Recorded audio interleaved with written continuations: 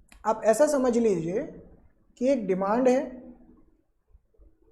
और यहाँ पे ये रहा। अब हम बेसिकली निकाल क्या रहे हैं, हम यहाँ पे ये निकाल रहे हैं कि जब हम इस प्राइस से यहाँ पे जा रहे हैं तो आपका इलास्टिसिटी क्या है। तो मिड पॉइंट मेथड क्या करता है, एक इमेजिनरी डॉटेड लाइन क्रिएट करता है, इमेजिनरी डॉटेड लाइन क्रिएट करता है और यहाँ का इलास्टिसिटी निकालता है। ये कॉन्सेप्ट मैं इतना डिटेल में आपके साथ अभी लेके नहीं जा सकता, क्योंकि इसके लिए मुझे बहुत एग्जांपल्स करवा के ऑब्जर्व करवा के लेके जाना पड़ता है। सिंपल आप ये ध्यान रखिएगा, आपका जो ये ऑब्जर्वेशन है कि आर्क के अकॉर्डिंग और पॉइंट के अकॉर्डिंग आंसर डिफरेंट आएगा, बिल्कुल करेक्ट है। एग्जाम में आपने क्या करना है, एग्जाम में आपने आर्क मेथड करना है। अगर कुछ ना लिखा हो, अगर क्वेश्चन में स्पेसिफिकली लिखा हो तो आपको वो मेथड फॉलो करना है बस। अभी उससे ज़्यादा डिटेल में नहीं जाएंगे तो अच्छा रहेगा। बाकी मैंने हल्का सा एक्सप्लेनेशन तो दे दिया आपको। ज्योति कोहली,